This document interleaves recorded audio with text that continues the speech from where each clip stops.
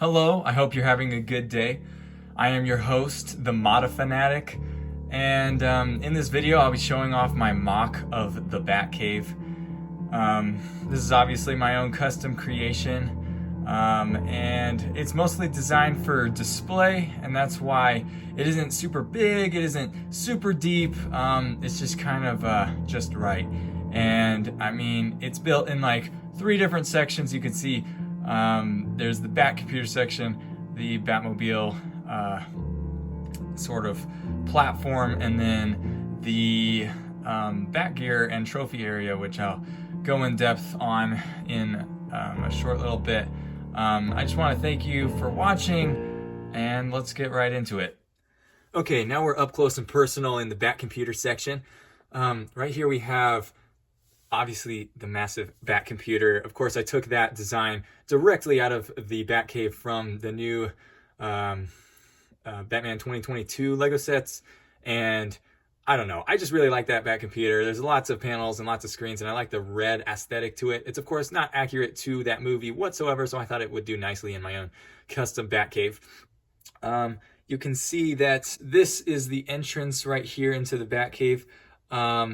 It's just a bunch of big black panels because, you know, I don't have a ton of pieces. I can't make a whole winding staircase up to Wayne Manor. If I could, I definitely would. But, you know, I think it looks good for what it is. You can see Alfred is coming to serve Batman some drinks here. And I want to show just some of the area more closely, perhaps. So you can see up in here, I've built him a black chair with some armrests. And I don't really know what inspired me to build it this way. I don't really remember. I think I was just kind of messing around with some bricks and stuff, and this is what I kind of got. I really like the look of it, honestly.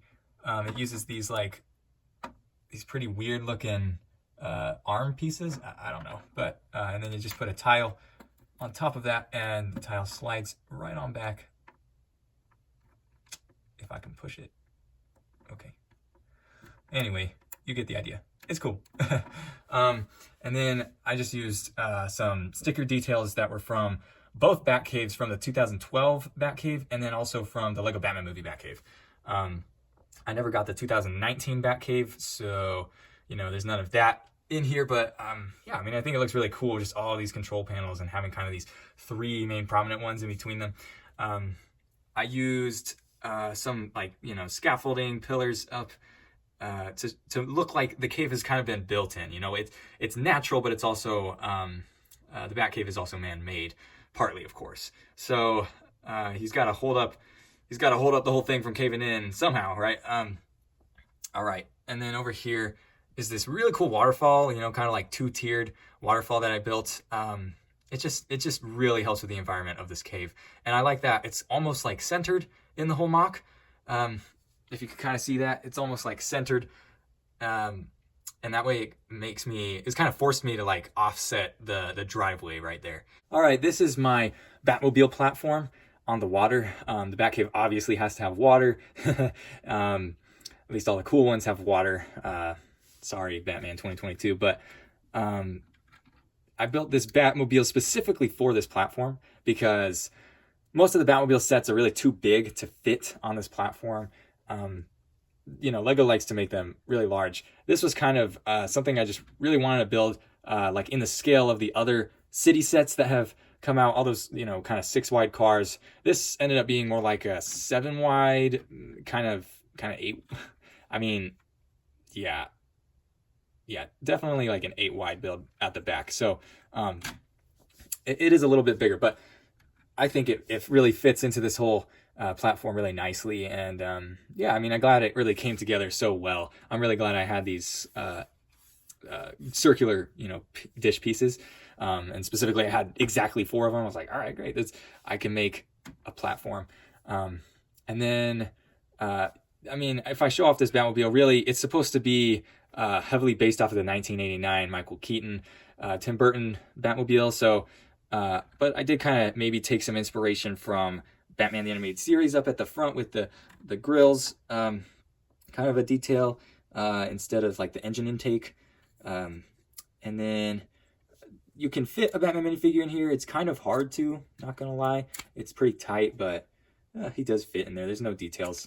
And then, you know, on the back, that's very Keaton inspired, with the fins and the low red lights. So yeah. Finally, in this, the east wing of the Batcave, he's got all the stuff that he doesn't need to access super readily, right? I mean, he's got his car in the middle so he can run to it. He's got his BatComputer, you know, very important information on that. But this is the stuff he may not need to access so much. He's got his, you know, Batgear station that he can go to with any certain specialized gear. And then, of course, Robin's just maybe working on his bike there. And then you can see he's got this kind of a tribute to his classic suit in this tube there. That's really cool. I really like the idea that he has like these suits kind of on display. I mean, Batman's a very sentimental person, you know, and so this opens up just like that. If we move the cycle out of the way, you can open up more fully. But yeah, I mean, that's my classic suit. That's actually like one of the first Batmans I got. So yeah, it's cool, Batman, and I'm glad he's still in, you know, good condition after all these years since 2012. It's been a long time, but yeah, and I mean, I can switch out any Batman I want in there. It's pretty nice. And then I can show you the Batgear wall. And so right here, that's the Batgear.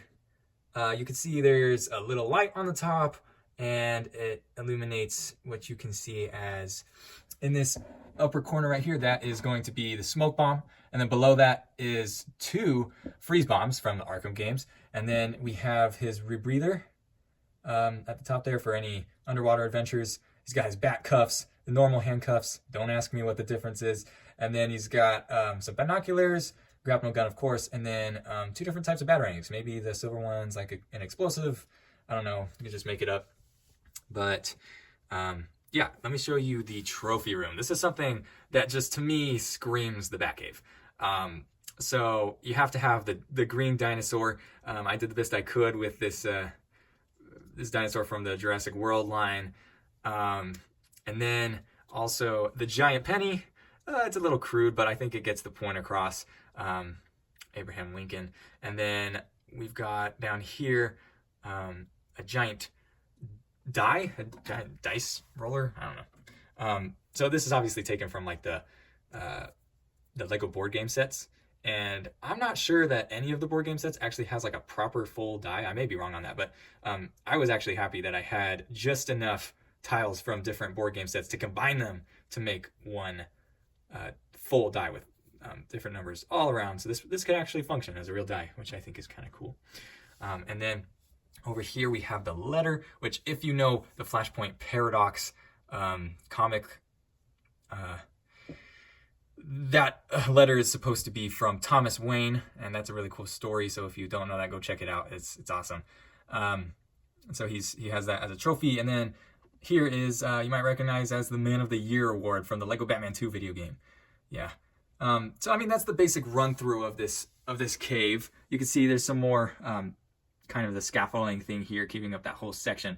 And I mean, that's just kind of the imaginative aspect of this Batcave's layout. But I mean, structurally speaking, this thing is actually pretty fragile. I tried to use as little pieces as possible when I was creating this.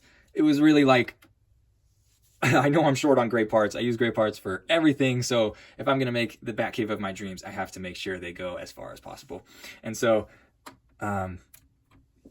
yeah, I think it came out pretty well. I like it. And it's great on display. There's only one angle to really look at this from, and that's this one, right? So there's the whole thing again. And I want to show you really quickly how I'm able to move this, just in case you're interested. So you might see this little rock here. It's kind of just standing there.